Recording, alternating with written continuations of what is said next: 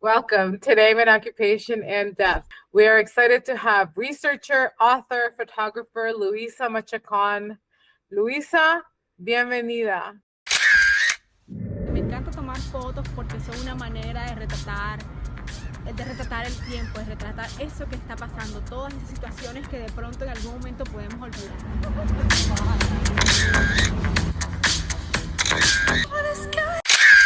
Luisa, why don't you tell us a little bit about your background, like a little bit of your story? Where are you from?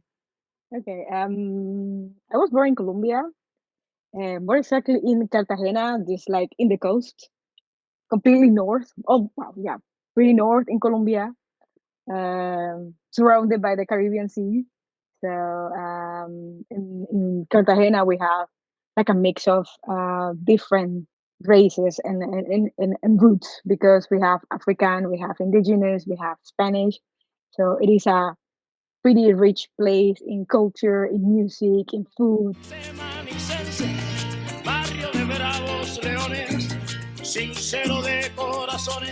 And you lived in Cartagena for a big part of your life?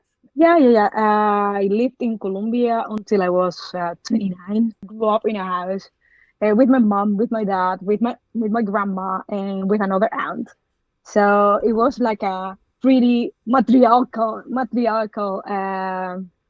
house. When you are close to the sea, you have the opportunity of also to gather so much traffic from people from because it's a port, right? So ports are usually a place of brewing different cultures and the trades, and so you have always new things.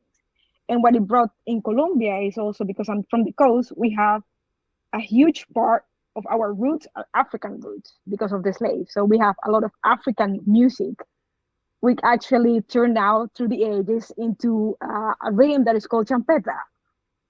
Hmm. It is like really typical from Cartagena and from the coast in Colombia. You don't have it any in any other place, but actually the roots are from Africa, from African music. So when I grew up, when I was growing up in that little neighborhood, I remember that in some houses they did not have that much money, but they did have a huge stereo, huge, and they will play it from Friday night to till Sunday. So it was music day on, night and night out. So the whole weekend. And I grew up also with this African music and this champeta. At the beginning was really like the African rhythms, but then it was like mixing up a little bit more of the pop culture, and it became champeta. We got to find some of that. Yeah, we're gonna have to look I'm some up. gonna try to find some champeta on YouTube. Uh, Since While it's I'm like looking for that, I love the idea of music uniting the community and bringing the community together. It's champeta.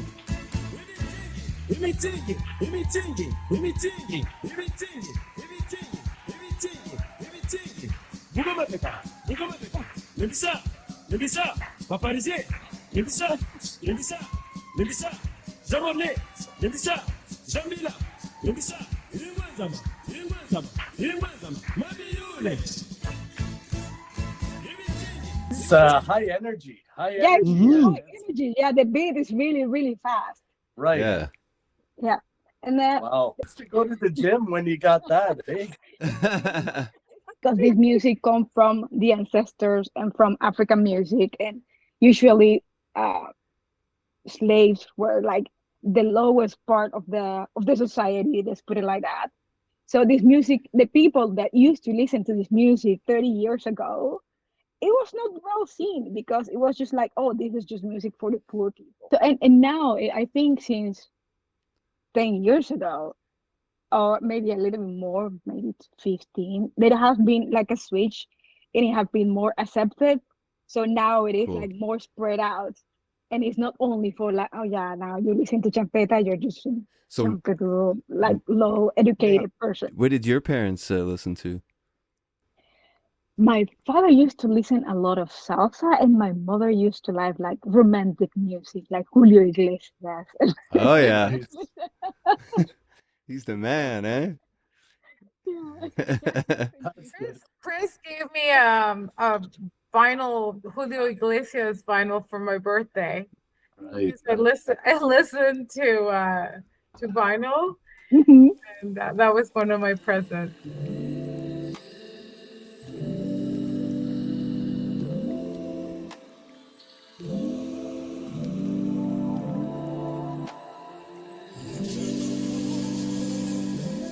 Because when I was living in Amsterdam, I did not find the sense of community that much. It's not per se a huge city because you have these mega cities around Latin America, like in Mexico or Bogota, that you have 9 million people. But still, Amsterdam is a city where you have people from so many different places and people go and come. And it is really difficult to create that sense of community. But now, when I moved to Alsmeer, people are more like rooted, I think. Think so. So now I have the opportunity to go and drink a tea with the grandma from the street, that which is 85. So I Cool. just go sometimes in the at midday. Oh, and she calls me, Lisa, what are you doing? Can I come and have a coffee, a tea and a coffee? So sure. But in Cool. Amsterdam, it's like it is beautiful. You have everything because culturally it's also a city where you have so many museums. You always have like events, concerts, theater. You have all huge libraries, bookstores. Uh, there is always something to do. Always Yeah. something to do in around culture. There is always also something you can see for free or paid. It doesn't matter, but there is always something. But in the sense of community, I think you find them more outside.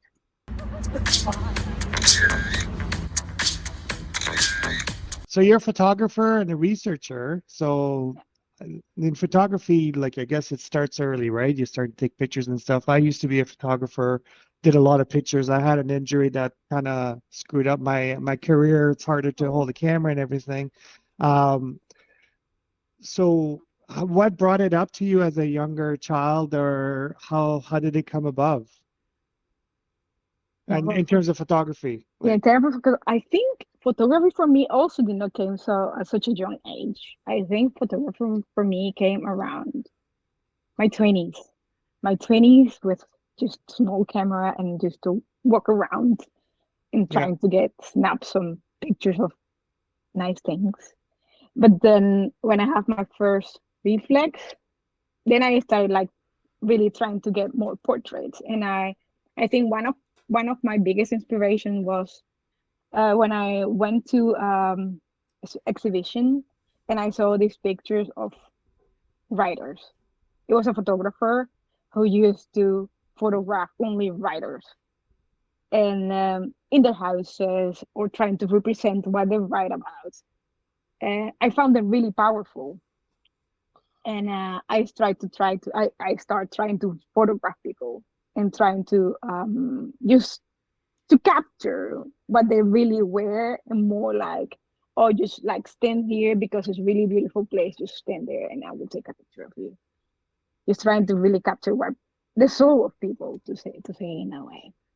yeah. And Because I was looking at your Instagram and the framing and the lighting and everything. And you using a lot of natural lighting. That was beautiful. Yeah. yeah, it's like I definitely do not use lighting outside. I just like try to do as much as possible with a natural light. And this photographer that I'm talking about is called Daniel Morsinski. He also uses natural light. So when I Beautiful. met him, yeah, when I met him, because I said, okay, I have to like contact this person because I want to learn from him. And I realized that he was working in a festival and he works at this festival. And I said, okay, I have to contact him and I have to try to work with him or have a conversation. So I wrote him, and he was looking for an assistant for somebody to assist him. So I was really lucky that he actually accept me to work with him for a week. Wow. Yeah, Wow. It's like wow. That's beautiful. Wow. Like a workshop that he was offering, and you were able to do the assistance. yeah, exactly. It was just like photographing people. I said, okay, yeah, well, I will do this in this way, and I will do this in that way. And yeah, it was only 2 times that I could work with him, but I really learned a lot from him. So cool. Yeah, that was And like that's that's my biggest master to say that in photography. When I came here, some people, I think because you come here as a student, and as a student from Latin America, you don't have a permit to work for 40 hours. You just have a permit to work for 10 hours a week. So the easiest way to actually make some money was doing photography.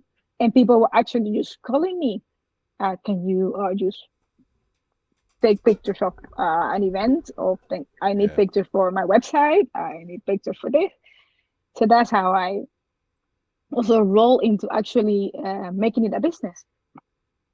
Mhm. Yeah, making it a business, and that's how I met Andre, because we were at the Bitcoin event, and he was doing the videos and the live, and I was doing the photography. Yeah. Well, we were going through similar things. We were both like kind of new to the country and like, networking and always like keeping in touch still today, like, Well, videography and photography is very, very similar and very close, right? So you got the yeah, same lifestyle and eyes and stuff. as Yeah. well. Yeah, the same vibe also.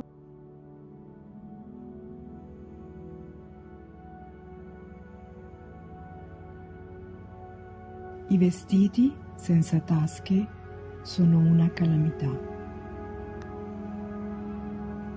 Non è possibile racchiudere il mondo in un corpo, e questo tormenta la nonna. La camminante di strade sagge sistema l'armadio, rifugio dei suoi ricordi, e percossa da un ordine invisibile trova tracce di capelli, una spazzola centenaria, fazzoletti che sanno di passato e baci confusi nella memoria.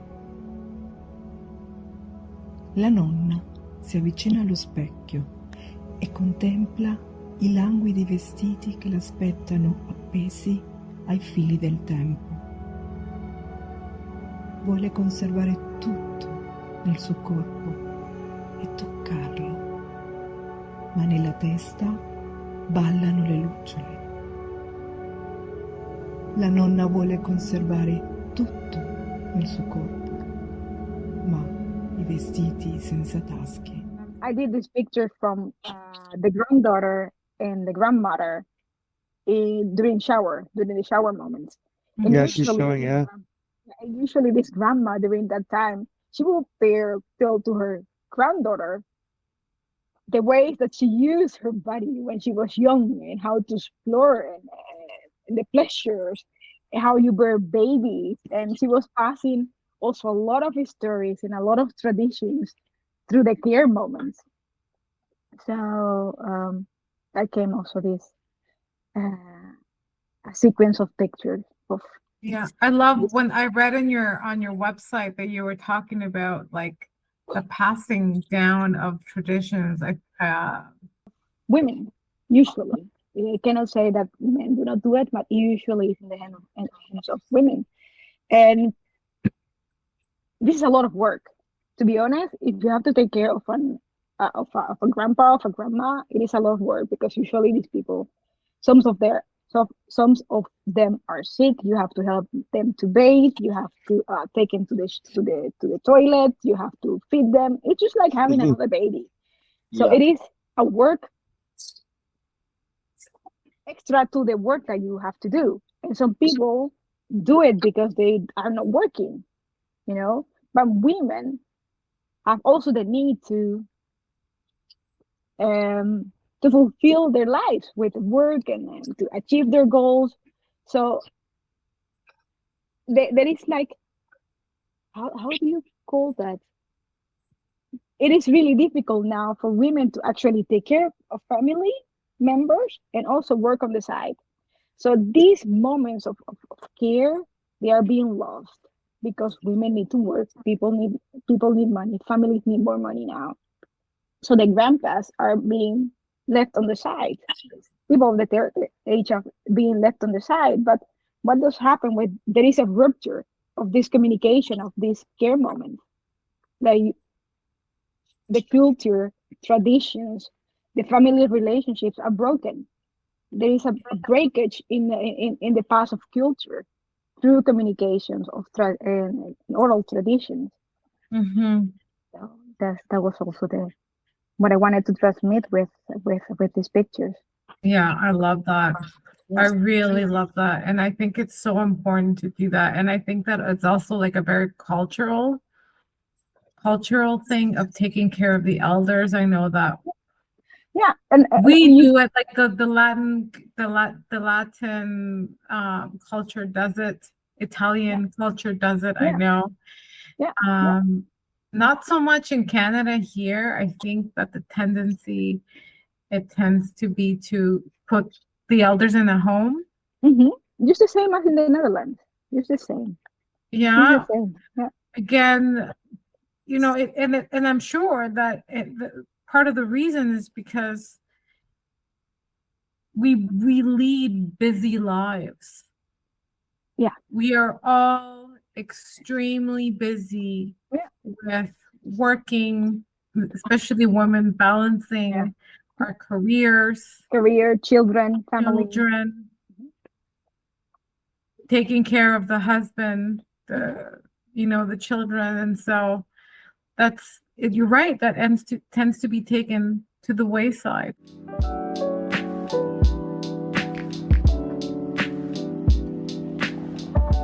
The title of the book is No Guardamos las Semillas. Yeah, we did not keep the seeds. We did not keep the seeds. And I find the title so curious. What does it mean to you? What does the title mean to you? I was talking at the beginning of this conversation that I grew up in a house that they had a really huge yard with a lot of trees and a lot of plants. And my grandma used to grow these plants, and my aunt and my mother, and they teach me how to take care of them. But at the end, this yard and this house was sold by pieces. They sold the house, sold a part of the yard, they construct another part of the yard, an apartment. And this is happening around the city. All the houses, they are being sold, and there are no green spaces anymore in the city. There are barely trees. So the only place that you have to actually connect with nature were those yards that now they do not exist anymore. So now when I moved, and you didn't keep the seeds, exactly, so they're gone forever. Exactly, and we did not keep the seeds. Yeah, we did not keep the seeds. That's great. Yeah. I was crying right now. That's a good title, because now explaining it, it's like makes you open your eyes. You're like, wait a second. Well, that's it. Really powerful. Yeah. You mentioned the jungle. Did you ever like go out into the jungle with your friends and just go play like we do in the forest growing up? No, we didn't have the opportunity to do that, because when I grew up during the conflict in Colombia, that was 50 years. Yeah. So if you would like to go to these places, what people will tell you is, what are you going to do there? You're going to get yourself killed. Yeah. People were being taken out of these places because the different armed groups were actually taking control of these places. So people were displaced out of towns, out of jungles, and still the native people are being like displaced from the areas because there are a lot of different groups who want to take control of the territories. Wow. So now it is not so difficult as it was before, because now we have a peace treaty with the biggest guerrilla group that was, but still it's a little bit, there are certain areas that still is difficult to. So it was dangerous. It was dangerous. Yeah. It wasn't safe for you to go out in the jungle. Exactly. It was really dangerous. When was the last time you were back home in Colombia? Actually, I just came back. The longest period I have been in the last 10 years. Wow. So you went with your husband and your my daughter. Your daughter? Yeah, my daughter. My husband stayed. This time, something about it that when I came here, for me, it was a big shock, because going back a little bit to the book and to the nature, because Amsterdam is such a small place, but it is so green. You have all this nature around you. It's not only Amsterdam, it's just the Netherlands in general. And that's also one of the things that is in the book. There is a chapter that talks about my experience with nature here. because here you can just go to the forest, you can walk around, even though the cities are like pretty compact and you have a lot of population, still you have a lot of places where you can go and you can sit and you can enjoy just sitting on the grass or under the tree. And the first time my sister came here, she was just one day in Amsterdam, I think. So we went out and my husband has an older sister, older daughter. She's now 17. And we went out with her and she asked her, hey, in one word, what would you say about Amsterdam? What do you think about Amsterdam? One word. And my sister said, green. It was summer. So you have all these trees and all these parks, in one day. That was their view from this pure concrete to you have a lot of buildings, but still you have green inside the city. Me interesaría leer un poema, un pequeño corto de tu libro. No sé, ¿lo tienes ahí? The poem is called Cuando el mangle deje de caminar, When the mangroves stop walking. ¿Qué haremos ahora que nos dejaron las abejas? Una a una abandonaron la ciudad. Sin acacias que en primavera florezcan, o almendras machacadas en los andenes. También desaparecieron las manchas de las almendras. Nuestros colores ahora están lavados por la lluvia y ayudados por el calor, desaparecemos. Pero si la verdolaga y el llantén desaparecen, nos abandonarán también los pájaros de la tierra. Más allá de la vieja muralla, los mangles dejarán de avanzar. Listo. Beautiful. Muy lindo, muchas gracias. Thank you so much. That was It beautiful. really hits the title of your book. Really, there's a beautiful connection. Oh, that's I see you like, oh. Yeah. Thank you for sharing that with us. Thank you. Thank you. You ready for rapid fire Rapid questions? fire? Yeah. Okay. Okay. This one's It like doesn't hurt. yeah. Doesn't hurt. There's any city or countryside, Countryside. club or concert. Concert. You want to shoot in film or in digital? I would love to try film. Alsmeer or Amsterdam? Alsmeer. Spanish or English music? I will say now Spanish. Potato, potato. Potato.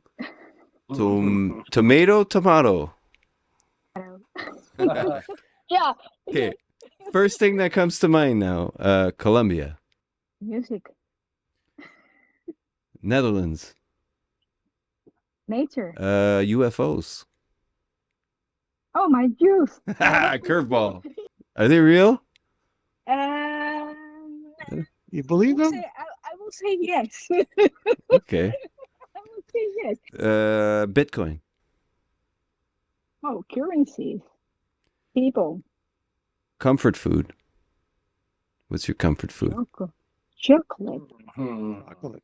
Your superpower. Writing. Your paradise. Cartagena. Yeah. Cool. Luisa, thank you so much for being such an awesome guest. Yeah. No, thank you. Thank Really you. cool. Yeah. Awesome host. Thank Oh, you. geez. really, And the really love it. poetry. Daisy, I can't wait to hear the translation. Muchísimas gracias, Luisa. Muchísimas gracias. Do you? La verdad es que I enjoy it a lot. Yeah, It we did too. is like 11:30 almost, and I'm usually like sleeping at this time. Yeah. I know. And thank you so much for taking the time. Like, it's not lost on us. Thank you so much. Cheers. Thank you.